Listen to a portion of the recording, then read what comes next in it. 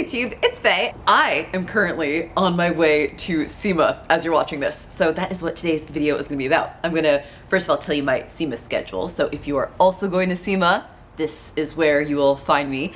And then I wanna talk about how crazy the last couple of weeks have been for me as I prepped for SEMA. I am gonna have my Supra, my 1989 Toyota Supra is gonna be in the Power Stop booth all freaking week, y'all. All week. It's kind of like, I mean, I didn't build the car obviously for SEMA. Y'all that are veterans of my channel know this, right? I built it, it's my car, it's a driver, it's a car that I enjoy every single week. So while I've completely restored it, I've also driven it, it's got rock chips, it's got little dings and dents. I mean, it's a driving car. So it's not a show car, but there were still a bunch of little last minute things that I had to do to it to get ready.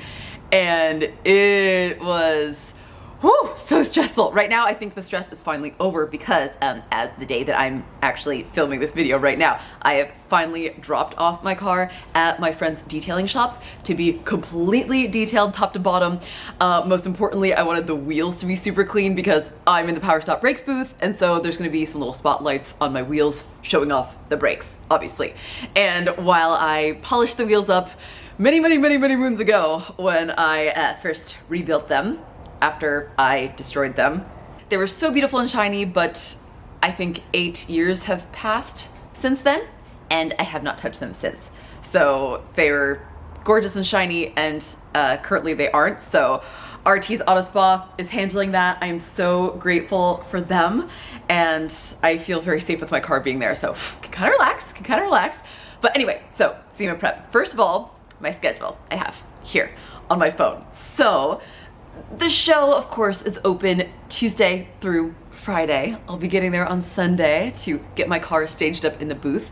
And then Monday, there's always like a little sneak peek Toyota preview for Toyota media people. So I get to go to the reveal, and then there's like a cocktail hour and dinner afterwards. And my friend Christy Lee is my +1 for that event. So I'm really excited to do that and get like a first sneak peek on all like the cool Toyota builds with my friend. So I'm really looking forward to Monday because it's still kind of quiet. You know, not everyone's there, all the crowds. It's just very specific media people are there on Monday. So very quiet, and it just feels surreal walking through the halls and seeing everything set up, but none of the hustle and bustle and noise and craziness and chaos that you expect from SEMA. So then Tuesday is always my favorite day of the show because first of all, I'm fully energized, I'm caffeinated, I'm fresh, I'm not burned out yet, and it's also Toyota reveal day. So every single year, whether I've been in a booth doing an appearance or whether I just go of my own accord, I always start out Tuesday at Toyota. Why is this? Well, because at 10 a.m. they do the reveal to the public. So they go through, announce all the vehicles that they put in their booth and talk about them, and they do interviews with the people that built them and just tell the stories, and you get to, you know, hear all the behind the scenes, and then the builders are there afterwards too, so you can talk to the builders and learn more about the builds and everything like that. So if you are also a Toyota fangirl or boy like me, I mean Toyota fangirl like me, but any sort of Toyota fan, always recommend going to Central Hall, Toyota booth 22200. It's always the same booth, and 222 is my favorite number, so duh. And watch the reveal with me. Sometimes I try to live stream it, but I don't know, it's kind of hard because I'm very much living in the moment, so I cannot promise you that I'll be live streaming it. So I'll be at Toyota from 10 to noon, and after the reveal is over, I'll just like sign autographs and give you guys free posters and stickers and all sorts of things like that, and talk Toyotas. Directly after that, I head to the Power Stop brakes booth where my car is, and once again, I'll be signing autographs and posters and stickers, but they're different ones. You know, each booth has different merch. I'm there from 1 to 2, and then I'm actually I'm taking a class after that at Apex, and then I'm doing a TikTok automotive creator dinner after that. I don't know, I'm in the TikTok creator program. I don't know how that happened. I didn't sign up for that, so then put me in that, and they invited me to dinner, so I said yes because I could have steak there. So next Wednesday, I'm gonna be at the Schumacher booth in Apex with Christy, and that is from noon to 1. And then I'm rushing back over to, I think, North Hall. Actually, if you have the SEMA app, you can go under, this is so silly, but you can go under celebrity appearances. and you can type in my name. And all my appearances aren't populated just yet, so they will be by the time of the show. But there we go. So I will be in the Klein Tools booth, which is 12964 on Wednesday from 1:30 to 3 p.m. So we're gonna be doing tool demonstrations. You can see I've got some of the tools behind me, but there's a new system that Klein Tools just came out with called the Connect system. So we're gonna be demonstrating those for y'all and just playing with tools and talking about stuff. And once again, posters, stickers, magnets, merch. Okay, free stuff. Amazing. Then on Thursday, from 10 to 11, I'm gonna be doing another appearance at the Power Stop booth. This is, I titled it Come Have Coffee With Me, because this is still during my coffee drinking time. So come grab a coffee, bring it to me, drink coffee with me, and my Supra at the Power Stop booth. And then Friday is the last day of the SEMA show, and it's also the only day that SEMA is open to the public. Very exciting. I'm starting out with an interview with Chris Jacobs at SEMA Live. Super fun, always nerve-wracking, because you're always like put on the spot. You never know what kind of questions these people are gonna ask, and I am super nervous with live interviews. So go ahead and watch SEMA Live on Friday if you want to, and cheer me on, because I'll definitely be nervous. After that, from 12:30 to 2, I'll be back in the Klein booth. So all y'all that missed me in the Klein booth at the beginning, come play with tools with me from 12:30 to 2. And then after that, I will be back at Power Stop for the rest of the day. Well, kinda. I got a break for lunch, but from 2:30 to 3:30, pretty much, I'll be back in the Power Stop booth, and I'm gonna be there till the very end of the show, because then it's like the drive out, the parade. And then you can watch all the cars that are in the booths drive out, and it's super fun because you get to see them all running, and then you can see which ones don't run. And make fun of them. Just kidding, don't make fun of anybody, okay? There's so much last minute stuff, which is pretty much what this video is about. Last minute SEMA prep for my car. Here are all the things that I wish I had done so much earlier and literally put off to the last second. And these are all things that in my head, I'm like, oh, this should take like an hour. And they literally took a day, because they're all these little tedious things that I don't really do that often, and I'm not that good at it. I don't know, it's like not really mechanical stuff, but here it is. So the first thing actually is something I had Brandon help me with, because he is so good at this particular skill set. So as you know, he's a finished carpenter, so he's really good at like scribing and doing like very particular woodwork, and not using any sort of caulking whatsoever. So like if you had a house with a brick wall, say for example, he could take a piece of wood and cut it out so perfectly that it would fit against your brick wall and you wouldn't be able to see any light through it, and he wouldn't use any sort of glue or BS like that. All right, so very, very specific skill set. So I had him make a template out of wood and then cut out my aluminum template of my little cooling plate, which I've been wanting to install on my car since 2014. But I didn't have one. He actually made me one out of wood a very, very, very long time ago, because I couldn't afford the aluminum one. Now that I look back, that's kind of sad, because I bought one on eBay for like 80 bucks. But at the time I couldn't, at the time. Okay, so we've grown. We've come a long way since the beginning of this Supra build. But anyway, I had a coolant reservoir that was in the way where the cooling plate would be. So Brandon cut it out and helped me install it, and he did such a good job. It looks absolutely perfect. So huge thank you to Brandon for doing that very specific cutting for me.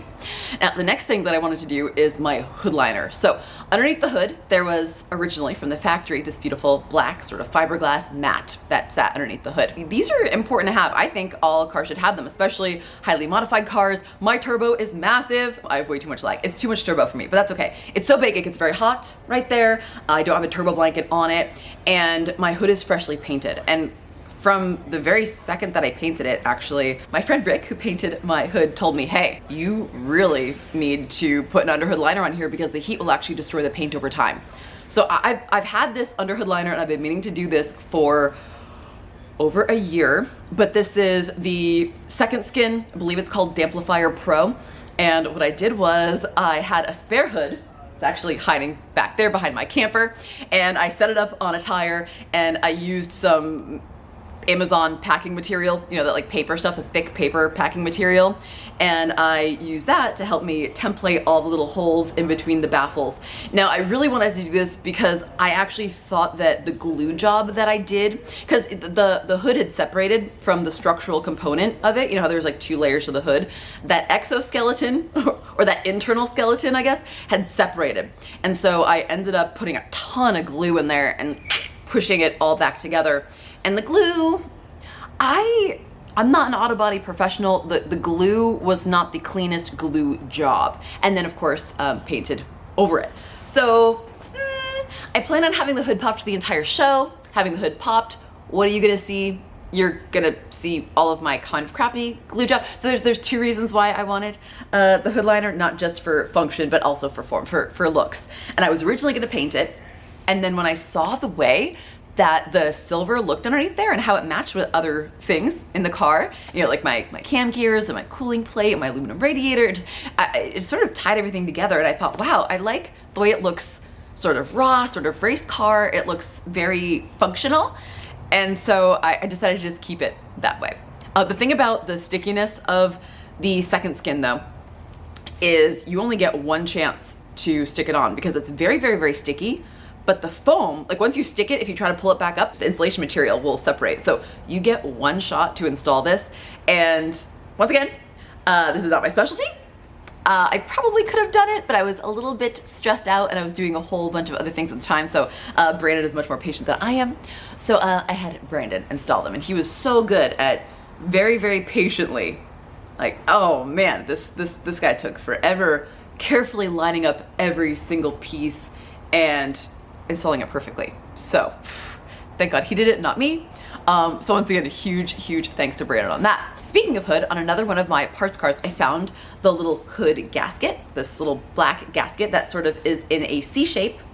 And when you close the hood, it just helps seal off the air from going there, you know, just forcing more air where it should go past the radiator through the front grille sections, right? So I had been missing that. I don't think my car has had that in a very, very long time, but I pulled it off a parts car. I installed that as well. Once again, pure aesthetics, but also function as well. No one would know. If I didn't install that, no one would know. But anyway, then one thing that I think everyone would notice was the windshield trim surround. Now, clearly I already made a video about that on my channel, so I'll link that somewhere up, I think, to the windshield trim surround tutorial.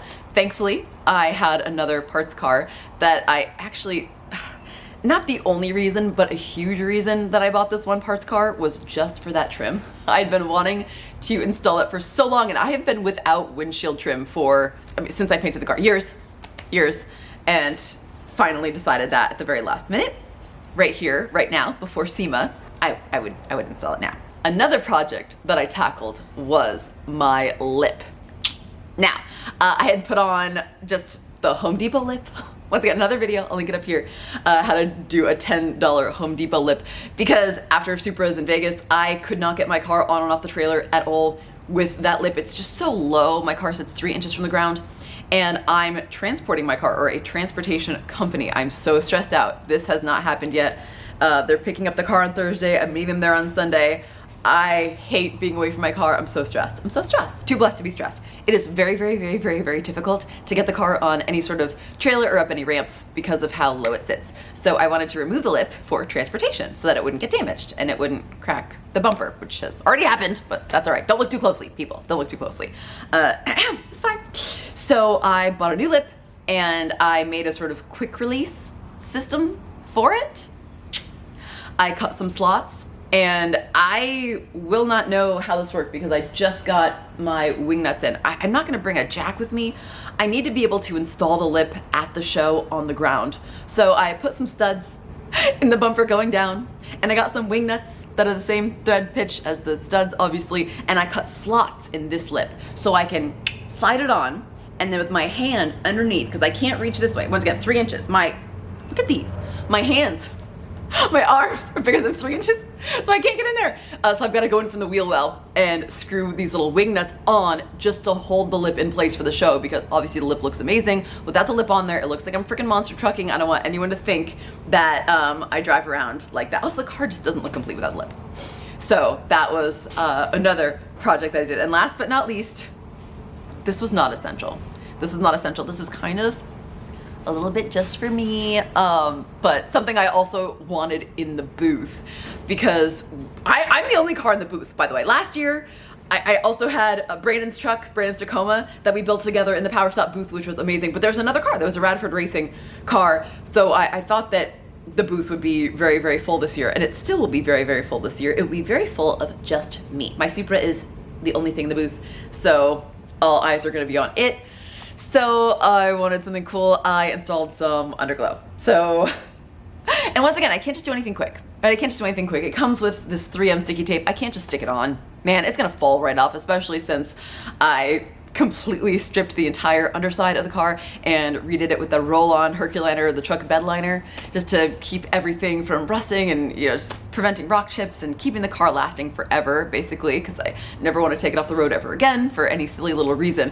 And I was like, there's no way this tape is gonna stick. So I ended up painstakingly measuring out, drilling holes, and installing these little loops, almost like cable ties, that hold the lighting up into place beautifully.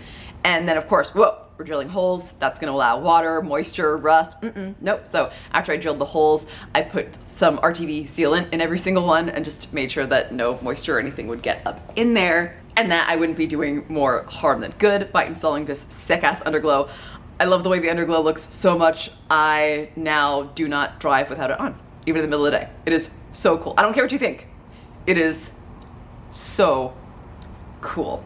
The very last thing that I did before SEMA, and that is I dropped my car off at my friend's detailing shop to get professionally detailed, paint corrected, just looking beautiful for its debut moment. I'm not sure if I'll ever again be at such a big show. Well, I don't know. Actually, the week after SEMA, I'm going to Radwood at Circuit of the Americas, right outside of Austin. So if you're a Texas local and you can't make SEMA, but you still want to see me, come to Radwood. But these two shows back to back for my car, I don't think I'll ever have as many eyes on her ever again. So I just really wanted to, I don't know. I feel like it's as big of a day for her as like someone's wedding day.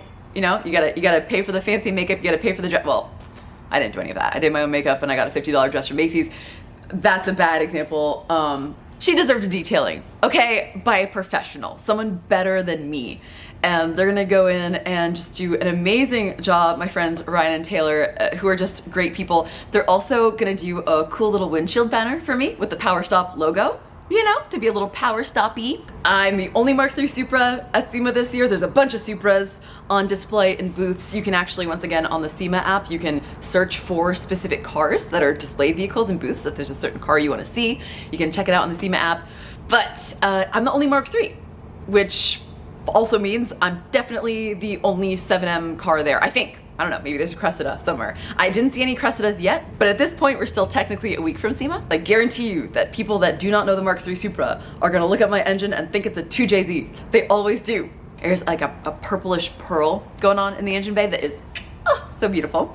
And a lot of little golden accents everywhere. It's very girly. You can tell I built it. So anyway, that is my SEMA prep video.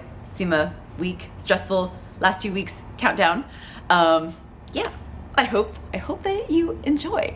And I hope that if you come to SEMA, you will come out and see me, or you'll definitely come out and see the car. Please, if you see me, come up and say hi. If you see the car, please take pictures of it, post it, tag me, or just send them to me.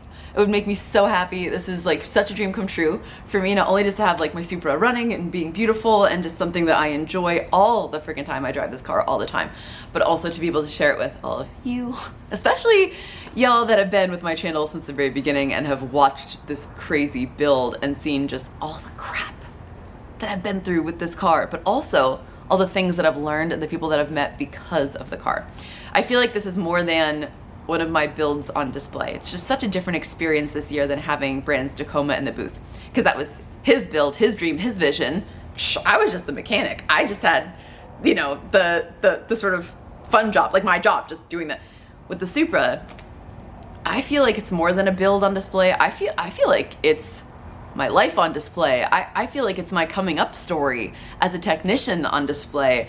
Man, when I bought the car, I was still working at my first Toyota dealership on the lube rack, changing oil for $10 a flat rate hour. Things have changed so much and I have evolved so much as the car has evolved so much. So it's very personal, very vulnerable having my car for so many eyes to see, but it's also such an honor. I mean, I think it's any builder's dream to have the pinnacle of one of their builds at SEMA. It's a special thing. So anyway, thank you so much for watching. I hope that you enjoyed this video, and if you're going to SEMA, I hope that you really enjoy. I will see you there, and I will see you in my next video. Bye.